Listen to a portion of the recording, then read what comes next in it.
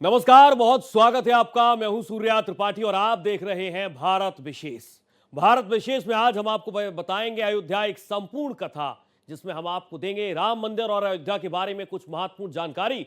तो बने रहिए आधे घंटे हमारे साथ और जानते और समझते रहिए कि अयोध्या पहले कैसी थी और आज कैसी है।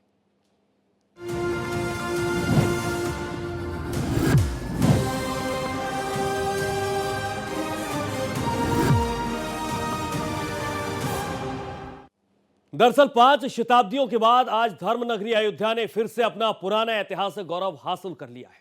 1528 को वो चंद घंटे का अभियान था जब बाबर के सेनापति मीर बाकी ने तोप के गोलों से राम जन्मभूमि पर बने मंदिर को ध्वस्त कर दिया था। लेकिन आज जब प्रधानमंत्री नरेंद्र मोदी ने फिर से बनाए गए भव्य राम मंदिर की शिखर पर केसरिया धर्म ध्वज फहराया, तो पूरे विश्व में प्रभु श्री राम के मंदिर निर्माण की पूर्णता की घोषणा हो गई। इस पावन अवसर पर करोड़ों राम भक्तों की आंखें अश्रुधारा के साथ भाव विभोर भी हो उठी।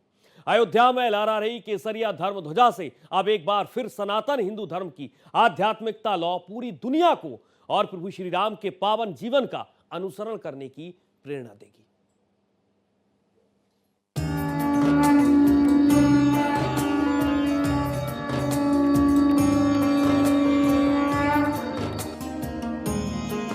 अयोध्या में ऐतिहासिक पल।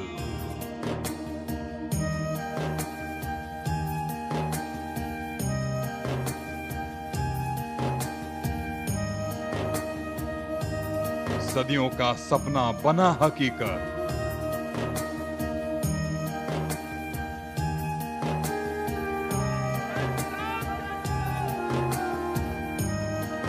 मोदी ने फहराया धर्म ध्वज।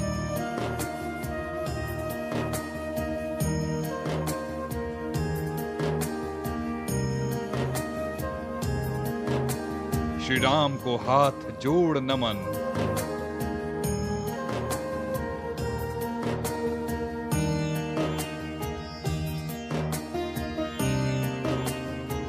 मंदिर निर्माण की वैश्विक घोषणा।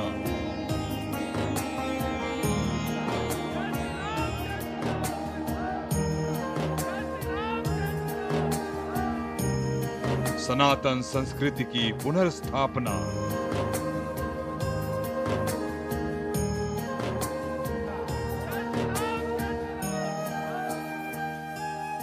आज संपूर्ण भारत, संपूर्ण विश्व राममय है।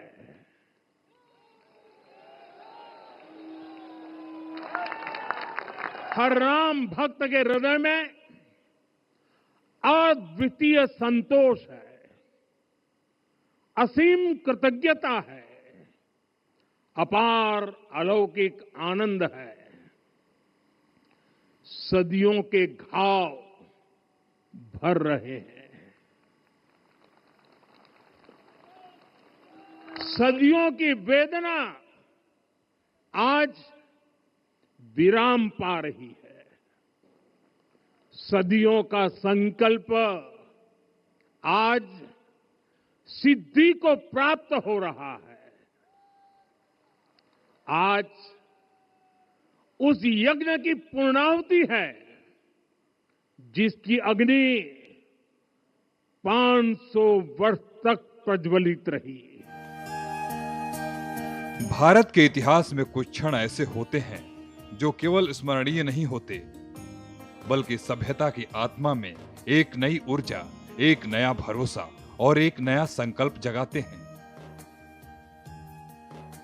अयोध्या में राम मंदिर का निर्माण और प्रभु श्री राम की प्राण प्रतिष्ठा के बाद मंदिर शिखर पर धर्म ध्वजा का फहराना, यह दिव्य अवसर उसी विराट क्षणों में से एक है। एक ऐसा युगांतकारी पल जिसने करोड़ों भारतीयों को उनकी सांस्कृतिक जड़ों से जोड़ते हुए भविष्य की ओर बढ़ने का आत्मविश्वास दिया है। अयोध्या में श्री राम जन्मभूमि मंदिर के मुख्य शिखर पर आज एक ऐतिहासिक पल आया, जब प्रधानमंत्री नरेंद्र मोदी ने शिखर पर केसरिया धर्म ध्वजा फहराई। रामलला की प्राण प्रतिष्ठा के बाद ध्वजारोहण मंदिर निर्माण के संपूर्ण होने की वैश्विक घोषणा है। राम मंदिर के शिखर पर ध्वजारोहण का भव्य कार्यक्रम विवाह पंचमी के शुभ अवसर पर आयोजित किया गया, जिसका धार्मिक महत्व और भी बढ़ जाता है।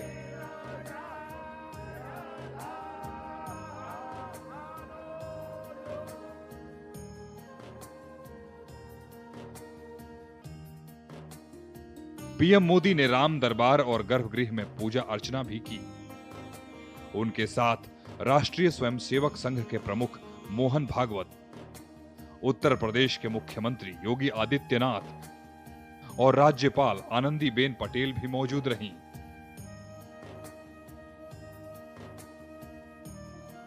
एक 161 फीट ऊंचे शिखर पर फहराया गया ये केसरिया ध्वज त्याग, धर्मनिष्ठा और राम राज्य के मूल्यों का प्रतीक है। ध्वजारोहण के साथ ही पूरी अयोध्या नगरी में भक्ति, उत्साह और अलौकिक वैभव का माहौल छा गया। श्रद्धालु अपनी आंखों के सामने ये विहंगम दृश्य देखकर भाव विभोर हो गए। दूर दूर से लोग धर्म ध्वजा को लहराते हुए देखने के लिए राम नगरी आए। इससे पहले राम मंदिर में पीएम मोदी ने मोहन भागवत के साथ फर्स्ट फ्लोर पर बने राम दरबार में पहली बार पूजा और आरती की। रामलला के दर्शन किए। पीएम रामलला के लिए वस्त्र और चंवर लेके पहुंचे थे। उन्होंने सप्त ऋषियों के भी दर्शन किए। भगवान शेषावतार लक्ष्मण की पूजा की और जलाशय भी देखा। इससे पहले पीएम मोदी ने साकेत कॉलेज से राम जन्मभूमि तक करीब 1.5 किमी लंबा रोड शो किया। इस दौरान स्कूली छात्रों ने काफिले पर फूल बरसाए और जगह जगह महिलाओं ने उनका स्वागत किया। इस खास आयोजन के लिए श्री राम मंदिर ट्रस्ट ने बड़े पैमाने पर लोगों को न्योता दिया था। वहीं धर्म ध्वजा के आरोहण कार्यक्रम के लिए राम नगरी को दुल्हन की तरह सजाया गया। मंदिर की भव्य सजावट की गई।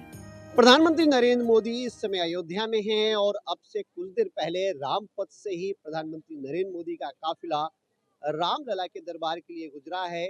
यहाँ पर दोनों तरफ हजारों की संख्या में अयोध्या वासी अपने प्रधानमंत्री का स्वागत किए। देखिए कुछ महिलाएं हैं, इतना उमंग है, इतनी ऊर्जा है इनके चेहरे से, लग रहा है कि जब इन्होंने प्रधानमंत्री जी को देखा है। आपने क्या प्रधानमंत्री जी को देखा और किस तरीके से स्वागत किया? जी, हमने उनको सामने से देखा। माननीय प्रधानमंत्री जी सामने से गुजरे। वो मनोरम दृश्य हम लोग को बहुत ही अच्छा लगा और यहाँ आके हम लोग को ये पूरा कार्यक्रम देख के बहुत ही अच्छा लगा। कैसा महसूस किया आपने जब प्रधानमंत्री को देखा, प्रधानमंत्री का स्वागत आपने किया? और आज का दिन बहुत खास है क्योंकि आज रामलला के मंदिर पूरी तरीके से बनकर तैयार हो जाएगा। इसकी घोषणा जो है प्रधानमंत्री करेंगे ध्वज फहराकर। बहुत अच्छा लग रहा है सर। एक बार उनको देखने के बाद ऐसा लगा जैसे हम लोग धन्य हो गए किसी महामहिम को, मतलब इतने बड़े प्रधानमंत्री जी को देखकर। जिस कार्यक्रम के लिए वो आए हैं वो तो बहुत ऐतिहासिक कार्यक्रम है जिसका लोगों ने 500 वर्षों से इंतजार किया और धर्म ध्वज लग जाएगा। एक हिंदुत्व का मतलब सपना का साकार हो जाएगा। इसके साथ ही सुरक्षा के भी कड़े इंतजाम किए गए क्योंकि शहर में तमाम वीआईपी लोगों की मौजूदगी रही। आज अयोध्या की पावन भूमि पर प्रभु श्री राम के भव्य मंदिर के सर्वोच्च शिखर पर भगवा ध्वज फहरा रहा है। यह केवल एक ध्वजारोहण नहीं है, यह 500 वर्षों की तपस्या का फल है। यह करोड़ों राम भक्तों की आस्था का विजय है। यह भारत की सनातन संस्कृति की पुनर्स्थापना है। लेकिन एक समय था जब अयोध्या में रामलला टेंट में विराजमान थे। ढांचा गिरा था, विवाद खड़ा कर दिया गया था और राजनीतिक दल इसे वोट बैंक की राजनीति का हथियार बनाते थे। उस समय प्रभु राम के भक्तों ने संकल्प लिया था कि अयोध्या में भव्य राम मंदिर जरूर बनाएंगे। आज जब भव्य राम मंदिर के शिखर पर धर्म ध्वजा फहरा रही है तो ये केवल एक इमारत का पूरा होना नहीं है, ये भारत के स्वाभिमान का पुनर्जागरण है। अयोध्या सदियों से भारतीय सांस्कृतिक चेतना का केंद्र रही है।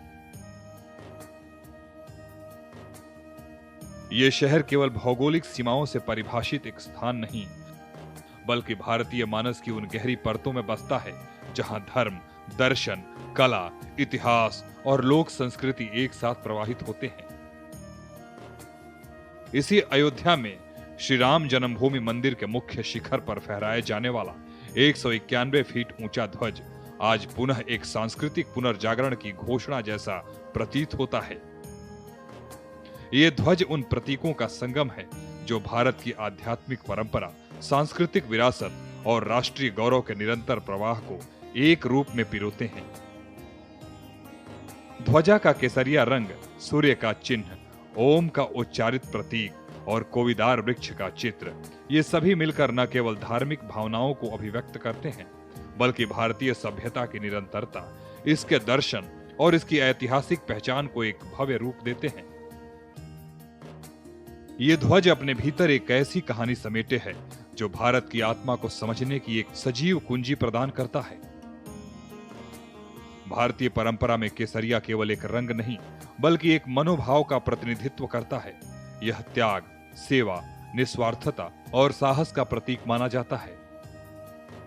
ये वो रंग है जो भारतीय साधना और वैराग्य की दीर्घ परंपरा से जुड़ा है।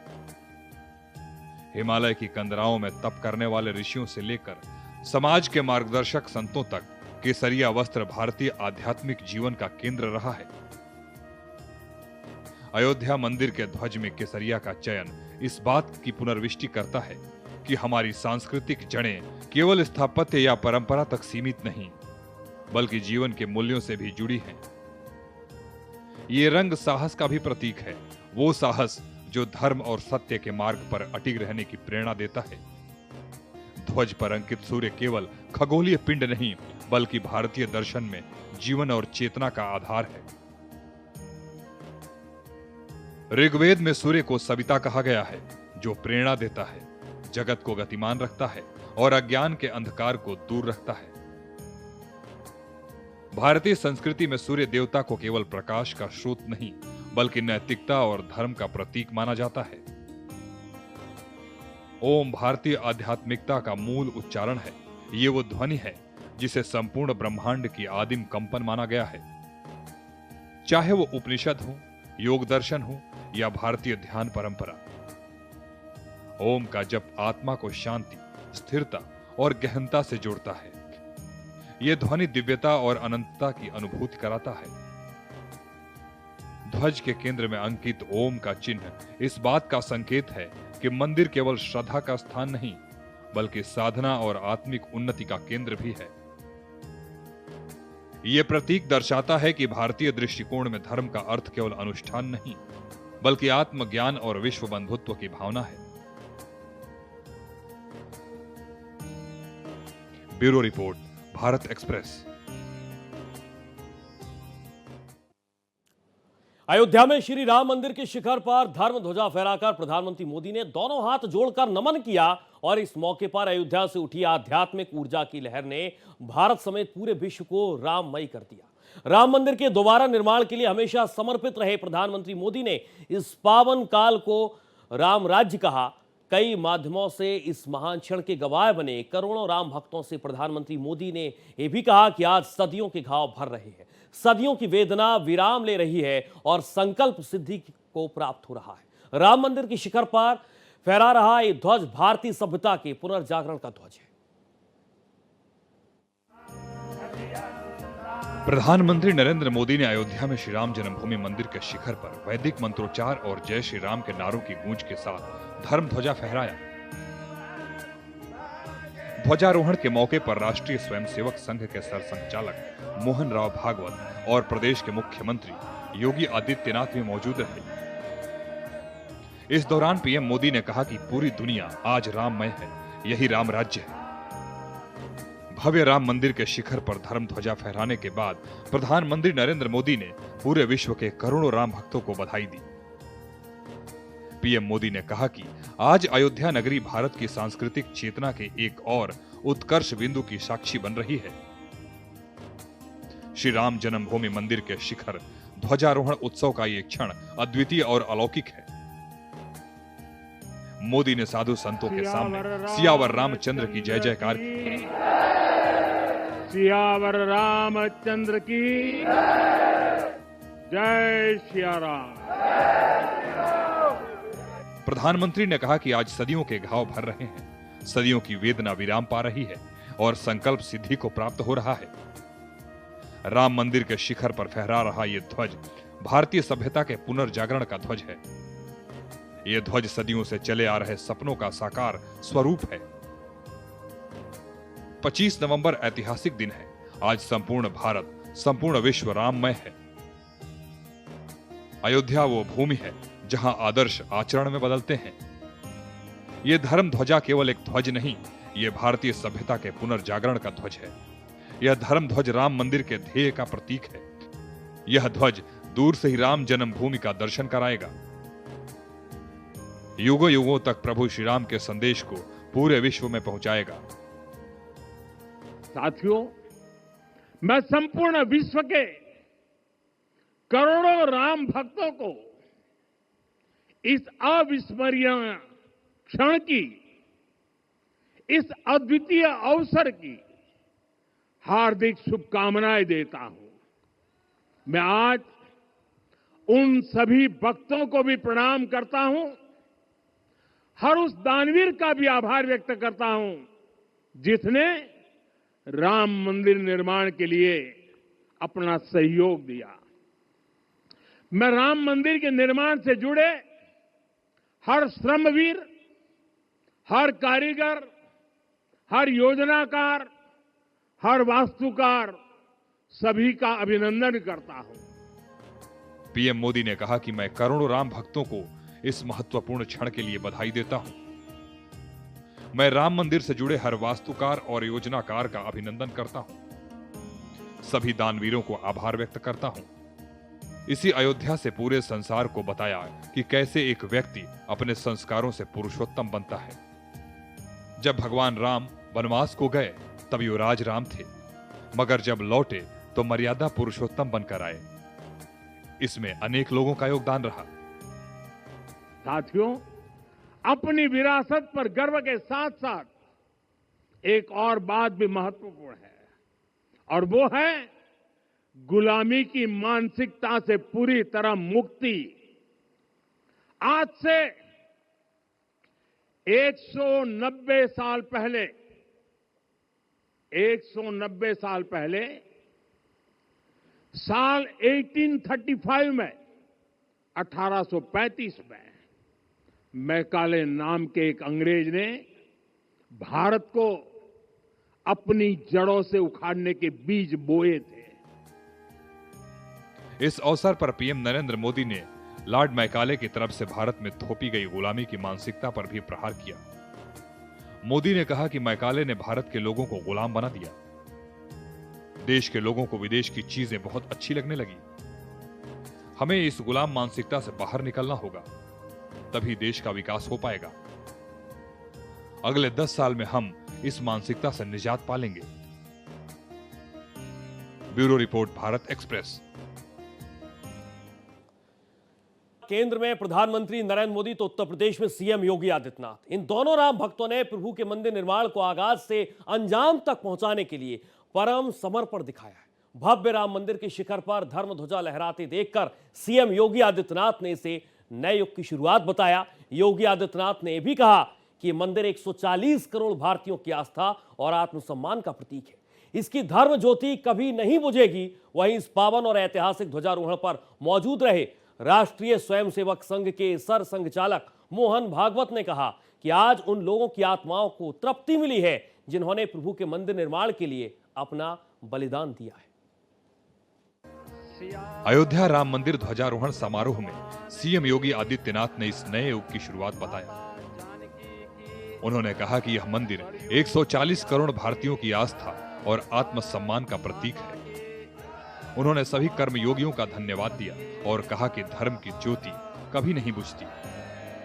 ध्वजारोहण के बाद भागवत ने कहा कि बहुत से लोगों ने सपना देखा, बहुत से लोगों ने कोशिशें की और बहुत से लोगों ने कुर्बानी दी। आज उनकी आत्माएं तृप्त हुई होंगी। वो उत्तर प्रदेश के मुख्यमंत्री योगी आदित्यनाथ ही थे जिनके नेतृत्व में सुप्रीम कोर्ट के आदेश के बाद अयोध्या के अंदर श्री राम मंदिर निर्माण पूर्णता तक पहुंचा। भक्ति भाव से भरे योगी आदित्यनाथ ने धर्म नगरी अयोध्या को उसका पुराना गौरव वापस दिलाने के लिए दिन रात